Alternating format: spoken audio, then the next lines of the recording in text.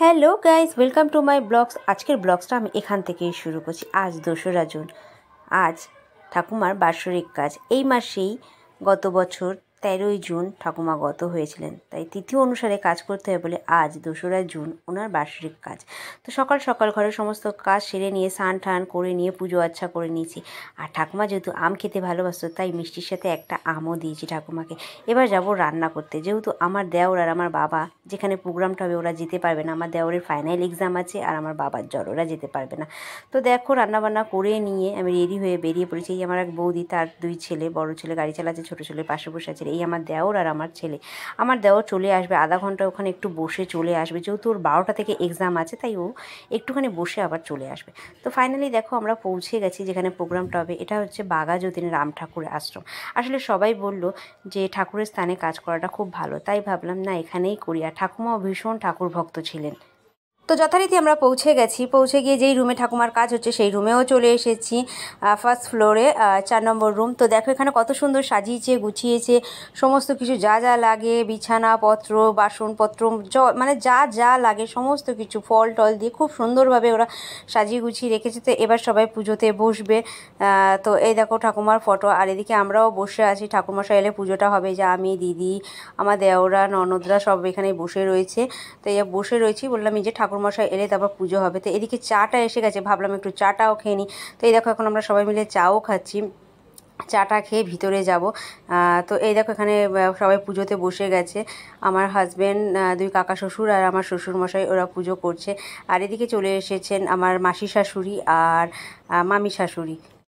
মামি শাশুড়িও চলে এসেছে। তো এরা সবাই এখন মালা পরাচ্ছে, ঠাকুমার ফটোতে মালা পরানো হচ্ছে। এই যে মামিও পরাচ্ছেন, মাসি শাশুড়ি পরানো হয়ে গেছে, মামিও পরাচ্ছেন, সবাই মালা পরাচ্ছে। আর দেখো এই যে ঠাকুমার ছবি মালাতে পুরো ঢেকে গেছে। দেখছো আমাদের বুড়ি কত সুন্দর ছিল দেখতে, তাই না? একদম বিউটি কুইন। তো এই দেখো পুজো হচ্ছে, এখন ব্রাহ্মণ মশাই মন্ত্র করছেন। তো সবাই পুজোয় বসে গেছে। আমার হাজব্যান্ড এবার এদিকে ঘুরে বসেছে, এদিকে হয়ে গেছে। এবার এদিকে হচ্ছে এই যে আমার হাজব্যান্ড, 2 কাকা শ্বশুর, আমার শ্বশুরমশাই, ওরা পুজো করছে, ব্রাহ্মণ মন্ত্র করছে।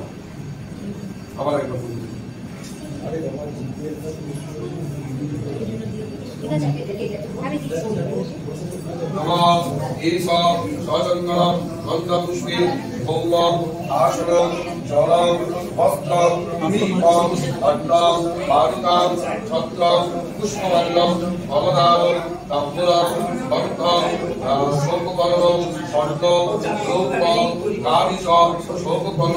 সজ্জা 1600 দ্রব্য উল্লাস। হাতের উপরে বলবো নমগঙ্গা নমগঙ্গা নমগঙ্গা। আবার হাত তুলে তো ঠাকুমার সমস্ত কাজকর্ম সেরে আমরা চলে এসেছিলাম 4 তলায় খাওয়া দাওয়া করতে। তো এই দেখো আমরা এখানে বসেছি, পিছনে মা, দিদি, মামি শাশুড়ি, মাসি শাশুড়ি সবাই বসেছে। আর আমরা এখানে বসেছি, আমি, তারকদা আর আমার দেওর আর বাবারা ওদিকে বসেছে। যত গেস্ট এসেছে সবাই সুন্দরভাবে এদিক ওদিক করে বসে পড়েছে। আর ওরা একেবারে সবাই আসার ওয়েট করছে, তাতে কি হবে ওদের না দিতে সুবিধা হয়, তাই ওরা একটু ওয়েট করছে যে সবাই একেবারে বসে গেলে ওরা খাবার পরিবেশন করবে।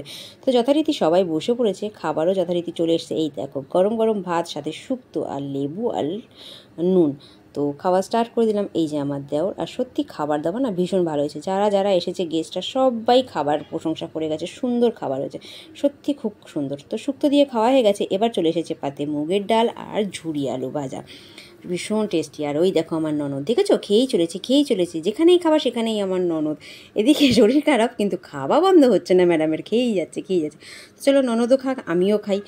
তো এদিকে খেতে লেগেছে। আর এদিকে পাতে পড়ে গেছে দই পটলটাও সত্যি খুব হয়েছে, প্রত্যেকটা খাবার সত্যি খুব সুন্দর হয়েছে।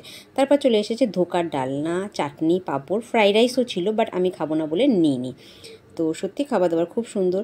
আর এদিকে দেখো আমার ছেলে শুধু ডাল আর আলু ভাজা দিয়ে খাচ্ছে। আর এদিকে আবার চলে এলো পাতে পায়েস। আর এদিকে আমার হাজব্যান্ড আর জামাইবুরা খেতে বসেছে, সবে এলো ওরা।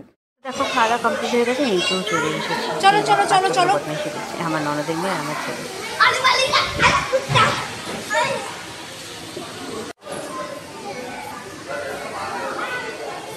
বাপরে বাপ কি গরম। তো দেখো সমস্ত কাজকর্ম সারা হয়ে গেছে, আর বাচ্চারা একটু খোলামেলা জায়গা পেয়েছে, ওদের খেলতে ব্যস্ত। 2 ভাই বোন দেখো জলের মধ্যে যেতে বারণ করছি দুজনকে। তো সবাইকে কথাবার্তা বলে সমস্ত কাজ হয়ে গেছে আমাদের। তো এবার আমরা বাড়ির দিকে যাচ্ছি। তাই আঙ্কেল আমাকে জিজ্ঞাসা করছে তুমি খেয়েছো? তাই বলছি আমি খেয়েছি। তো এই যে বাড়ি থেকে যাবো, গাড়ি বার করছে আর আমার নন্দাই ডাকছে বারবার, তাই হাজব্যান্ডকে বললাম যাও ডাকছে। তো এই দেখো গাড়ি, আমরা গাড়িতে বসে গেছি। তো হাজব্যান্ড আর ছোটো কাকা শ্বশুর রয়ে গেছে, আমি আর বৌদি 2 ছেলে আর আমার মেজো কাকা শ্বশুর আমাদের সাথে চলে এসেছে। আসার সময় দেওয়ার এসেছিলো, ও তো চলে গেছে বাড়িতে, যে তোর এক্সাম ছিল। এখন এই আমরা যাচ্ছি। তো দেখো বন্ধুরা, যথারীতি বাড়ি চলে এসেছি। এখন ঘড়ি কাটায় বাজে 2:30। আর সত্যিকার কথা বলছি, এত কম সময়ের মধ্যে এত সুন্দর একটা অ্যারেঞ্জমেন্ট ভীষণ ভালো লাগলো। আমাদের এটা জানা ছিল না, একজনের মুখে জেনে, মানে একজনের কাছে শুনে তারপর গেলাম। সত্যি খুব সুন্দর অ্যারেঞ্জমেন্ট, সমস্ত কিছু ভালো। আর তো দেখো বাড়িতে এসে ঠাকুমার ফটোটা নিয়ে সুন্দর করে আবার সাজিয়ে দিয়েছি, ভীষণ ভালো লাগছে। আর মনে হয় না যেন ঠাকুমা চলে গেছে, আজও মনে ঠাকুমা আমাদের মধ্যে আছে আর থাকবেও সারা জীবন। তো চলো বন্ধুরা, ব্লগটা এখানেই শেষ করছি। ব্লগটা কেমন লাগলো, ব্লগটা যদি ভালো লেগে থাকে লাইক কমেন্ট শেয়ার করে পাশে থেকে যেও। আর সবাই ভালো থেকো, সুস্থ থেকো, এভাবেই পাশে থেকো। টাটা।